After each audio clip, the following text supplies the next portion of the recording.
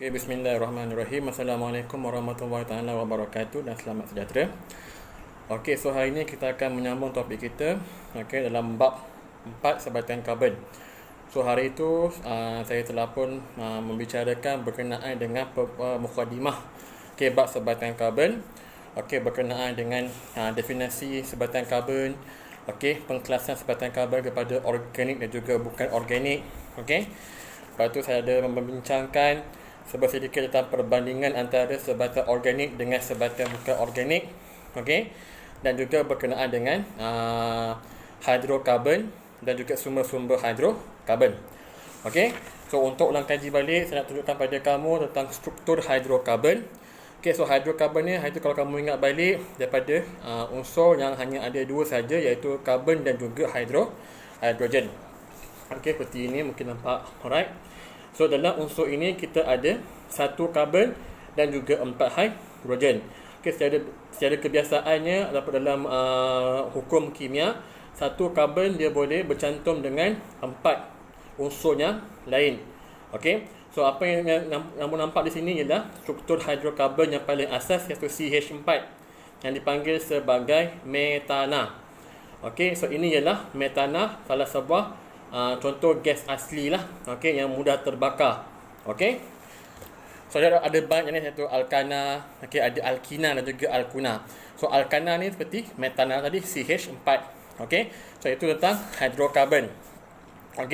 So apa sahaja sebatian karbon yang mengandungi unsur yang lain. Contoh, yang tadi kita ada karbon dan juga hidrogen dipanggil sebagai hidrokarbon.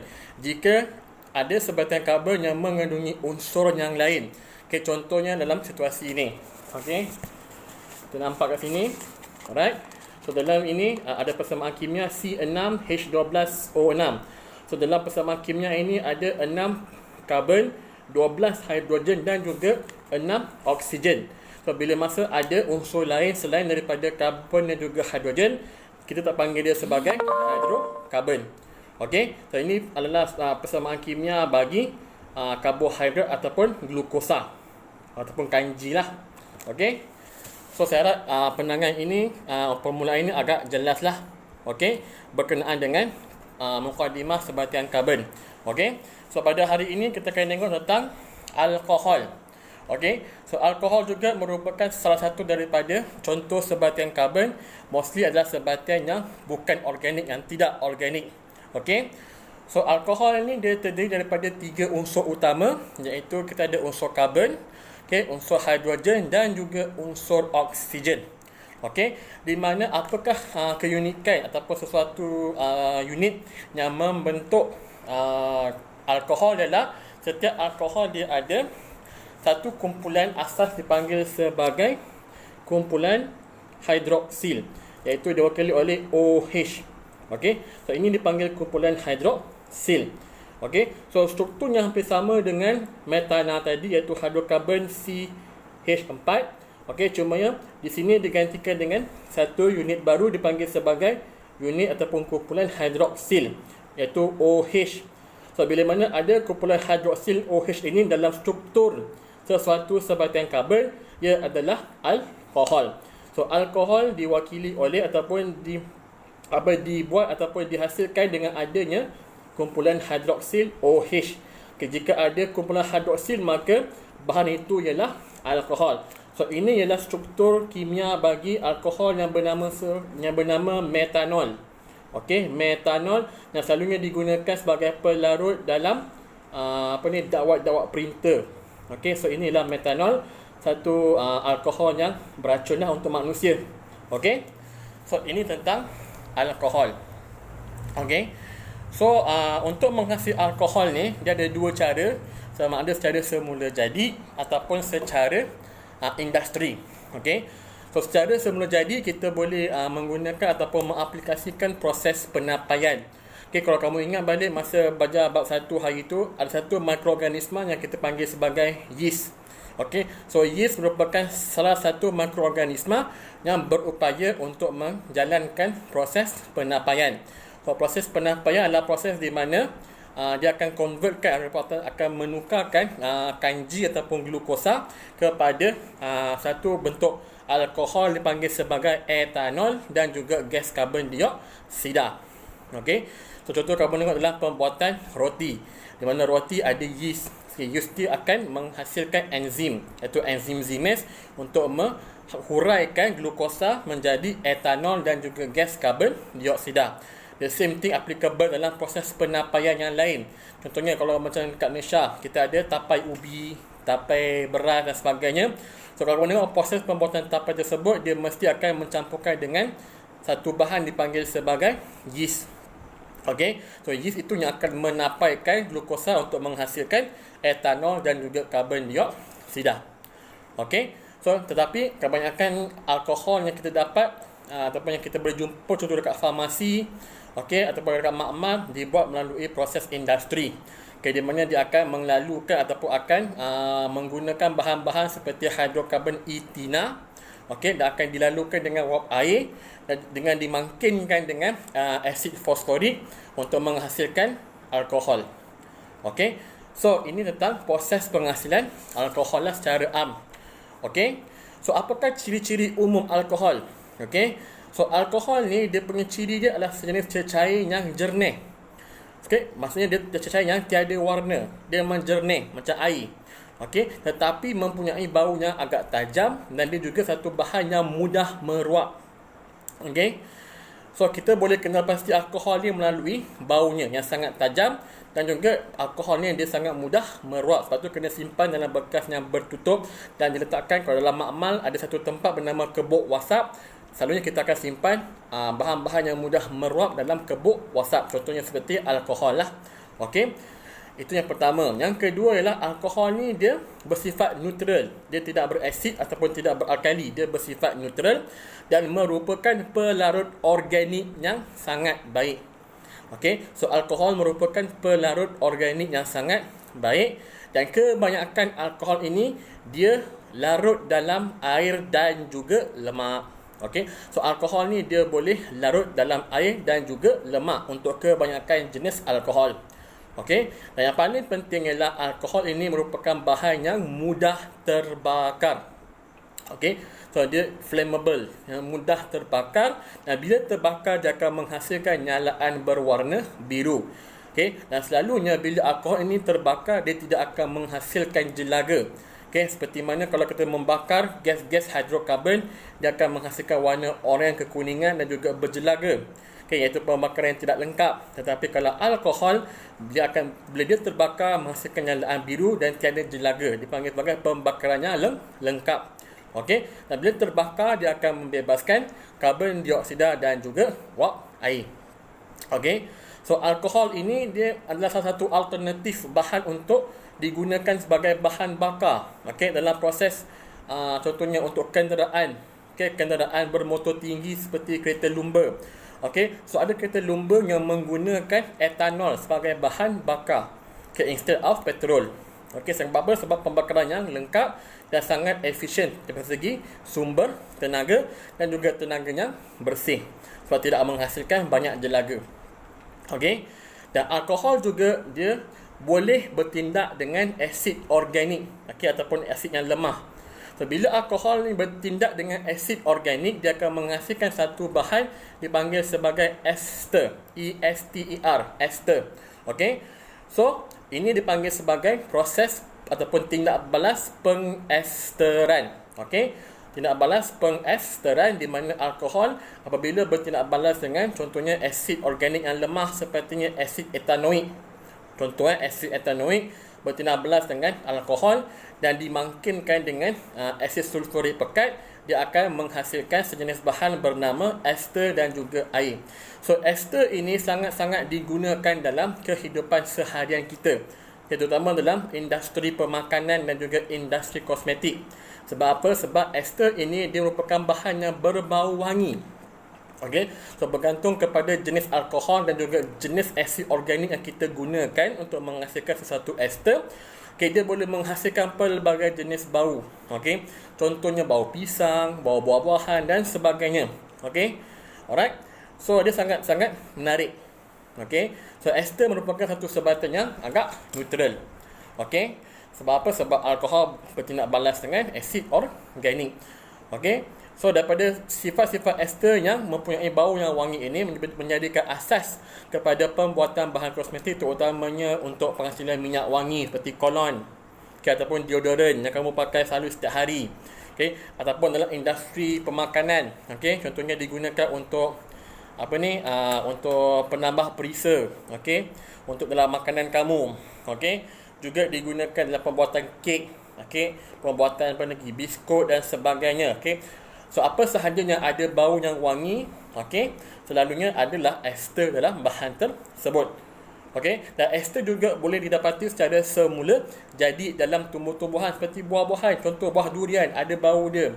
Buah pisang ada bau dia. So itu disebabkan oleh ester yang terhasil dalam tumbuhan tersebut secara semula jadi. So kemudiannya kita tengok kepada aplikasi ataupun kegunaan alkohol. So tadi kita katanya alkohol ni banyak digunakan sebagai pelarut organik. Selalunya dia boleh melarutkan benda-benda ataupun sebatai organik seperti lemak. Sangat berguna untuk kita. Dan apa lagi kegunaan alkohol? Digunakan sebagai pelarut organik. Contoh tadi saya kata pembuatan ink printer, dakwat printer. Digunakannya alkohol untuk melarutkan dakwat tersebut, iaitu metanol. Daripada itu tadi saya kata digunakan juga untuk bahan petrol atau bahan bakar alternatif, yang lebih baik, lebih jimat tenaga dan juga lebih bersih. Tapi isu lah mahal. Sebab apa? Penghasilan alkohol ni bukannya mudah. So apa lagi kita tengok kepada proses industri tadi saya kata boleh digunakan untuk menghasilkan minyak wangi, untuk menghasilkan dakwat, varnish kuku. Kalau perempuan selalu dia akan buat macam pedicure, manicure semua tu. Sometimes dia akan ada macam warna-warnakan kuku. Nak hilangkan warna tu dia akan menggunakan alkohol, untuk melarutkan balik kuku bahan pewarna tersebut. Digunakan juga untuk menghasilkan deterjen. Ada sangat deterjen menggunakan alkohol. Untuk apa lagi? Untuk menghasilkan bahan pencelup. Dadah pun ada menggunakan alkohol sebagai bahan pertengahan ataupun mediator. So ini adalah antara kegunaan alkohol. Tapi yang paling banyak digunakan ialah dalam segi kesihatan ataupun segi bahan-bahan antiseptik. Yang sekarang ni kamu gunakan di rumah, bila nak keluar rumah, sekarang ni tengah COVID-19, kita akan menggunakan hand sanitizer. Hand sanitizer tu dalam tu ada alkohol, selalunya 70% alkohol. So alkohol juga merupakan salah satu antiseptik yang sangat baik. Sebab apa? Sebab dia boleh membasmi kuman. So inilah antara kegunaan alkohol yang baiklah. Tapi juga kena ingat alkohol ni ataupun satu bahan bila ada kegunaan yang baik, selalunya ada juga untuk kegunaan yang tidak baiklah. Contohnya alkohol. Tadi kita ada bincangkan tentang kegunaan alkohol yang baik. Tapi ada juga orang menyalahgunakan alkohol, iaitu etanol. E-T-A-N-O-L, etanol. So etanol merupakan alkohol yang boleh diminum. Selalunya kamu tengok orang-orang mabuk, dia minum arak, wine, dia minum beer, apa lagi banyaklah, jenis bentuk-bentuk minuman keras. So dalam itu ada kandungan etanol. Bergantung pada jenis minuman. Contoh macam vodka. Vodka paling tinggi percentage etanolnya. Betul lah, orang kalau kamu tengok dalam TV-TV, orang minum vodka, dia takkan minum dalam gelas yang besar. Dia baru cuma shot glass tu. Sama juga macam apa lagi kita tengok, apa nama lagi saya lupa dah. Banyak lah orang kata jenis-jenis alkohol lah yang boleh didapati. Bergantung pada percentage dia. So alkohol ni kalau kita minum, selalunya dia akan menghasilkan satu sensation membakar. Burning sensation, panas dalam mulut kita. Selalu membakar kita punya kerongkong. Ini perasaannya bila orang yang minum alkohol. So apakah kesan alkohol kepada kesihatan? Kalau kamu ingat pada masa tingkatan 4, kita ada bab ulang kaji tentang bab 2, bab koordinasi. Alkohol merupakan salah satu bentuk depresan.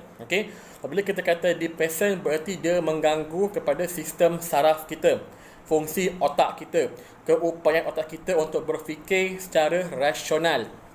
Okey, so orang yang minum arak, minum alkohol secara berlebihan, melepasi limitnya. Ada limit-limitnya yang tertentu yang kita boleh klasifikasikan, tapi itu panjang ceritalah. Okey. So orang yang minum alkohol ataupun arak ini, jika dia minum secara berlebihan, dia akan menyebabkan sistem saraf dia ataupun fungsi otak dia akan mengalami depression. Di mana hubungan antara saraf-saraf akan mula terganggu. Akan mula jadi lembab dan sebagainya. Sebab itulah orang-orang yang minum arak, selalu kamu tengok dia akan tidak rasional, tak boleh berfikir dengan waras, jalan pun terhuyuh hayang. Lambat responnya. Sangat lemah, mudah dipukul dan sebagainya. Menjadi agresif dan sebagainya. So orang yang minum arak ini mengalami depression, dan bila ini berlaku dia akan menyebabkan banyak mudarat. Contoh bila orang selalu kita tengok dalam TV kan, kemalangan. Sebab apa? Pemandu mabuk. So, bila dia memandu dalam keadaan mabuk, dia tak boleh fikir dengan baik, dengan waras, dia tak mampu nak mengawal kenderaan dengan baik, menyebabkan kemalangan, menyebabkan ada orang mangsa kejadian tersebut yang mati dilanggar dan sebagainya. Apalagi isunya kalau hal rumah tangga, suami balik mabuk-mabuk. Kadang-kadang bila dia mabuk, agresif, dia akan pukul anak, pukul isteri dan sebagainya, menyebabkan keruntuhan sosial. Menyebabkan masalah sosial ni berleluasa. Sebab itulah alkohol ni tidak baik. Alhamdulillah dalam Islam pun memang telah pun ditegaskan oleh Allah Subhanahu Wa Taala, juga Nabi kita, bahawa arak ini adalah haram. Sebab apa? Sebab dia memudaratkan, bukan sekadar pada kesihatan, tetapi kepada masalah akhlak dan juga sosial. So dari segi kesihatan pula, kita tengok tentang masalah alkohol ini ialah dia boleh menyebabkan orang yang meminum arak secara berlebihan, dalam jangka masa yang panjang, dia akan mengalami banyak masalah selain daripada masalah depresi. Dia juga akan mengalami masalah seperti penyakit-penyakit hati, berbagai sirosis hati, di mana hati orang yang meminum alkohol dengan dalam jangka masa yang panjang, hatinya pada permulaan akan mengalami bengkak. Hatinya akan mengalami bengkak, kemudian hatinya akan ada sebagai hati berlemak. Dan akhirnya hati dia akan mula mengecut. So itu dipanggil sebagai sirosis hati. Hati akan mula mengecut, dan bila hati mengecut, fungsi sel hati akan mula terganggu. So bila mengalami sirosis hati, fungsi hati akan gagal. Bila fungsi hati gagal, badan kita tak mampu nak menapis bahan-bahan kumuh yang berbahaya, menyebabkan orang yang mengalami kegagalan fungsi hati, kamu akan tengok badan dia akan mula kekuningan. Dan dia juga akan mudah mengalami pendarahan, contoh pendarahan dekat tekak. Dan dia juga akan mengalami masalah-masalah lain seperti masalah buah pinggang, masalah kegemukan, malnutrisi, penyakit jantung, tekanan darah tinggi, dan juga ulcer perut. So ini yang akan banyak berlaku kepada orang yang meminum alkohol ataupun arak dalam jangka masa yang panjang. So sangat-sangat berbahaya, di mana orang yang mengalami sirosis hati terpaksa menjalankan proses pemindahan hati, mana dia memerlukan penderma organ. Yang di mana kalau kita maklum dekat Malaysia ni, menderma organ bukan satu kebiasaan lagi. So ini masalah orang yang mengalami ataupun yang mengamalkan meminum arak dalam tempoh masa yang lama. Untuk ibu mengandung, jika ibu mengandung minum arak dalam tempoh dia mengandung, kemungkinan besar bayi yang dilahirkan akan mengalami satu sindrom dipanggil sebagai sindrom fetal alkohol. So bayi yang mengalami sindrom fetal alkohol bila dilahirkan mempunyai kepala dan juga otak yang agak kecil saiznya. Mimik mukanya abnormal, dia menjadi hyperaktif, pertumbuhan terbantuk serta mengalami kelemahan otak dan juga sendi. Tapi ada kes di mana bayi yang dilahirkan sebagai sindrom fetal alkohol, dia membesar dengan baik tetapi mempunyai masalah mental. Dia menjadi psikopat, pembunuh dan sebagainya. So ada kes-kes yang pernah direkodkan sedemikian. So itu tentang secara mengenai alkohol. Apakah itu alkohol? Apakah yang membentuk alkohol? Apakah ciri-ciri umum alkohol? Apakah kegunaan alkohol? Dan juga apakah kesan sampingan alkohol? So itu untuk kelas pada hari ini. Saya harap anda semua dapat membuat ulang kaji dengan baik di rumah. Dapat mengamalkan budaya belajar dengan baik, membahagi masa dengan baik. Okay, untuk hari ini saya tidak akan beri apa-apa kerja rumah ataupun latihan. Okay, tapi saya minta anda semua mendengar video ini, okay, dan membuat catatan nota lah sedikit. Okay, sebab di perakhiran bab ini saya akan minta kamu untuk buat nota pertemuan macam biasa. Okay, so saya akan bagi sedikit lah macam kata macam free time hari ini. Okay, untuk kamu mungkin dah stress kot macam belajar online dan sebagainya. So kita bagi relax sikit. So untuk sains hari ini tak ada latihan formatif.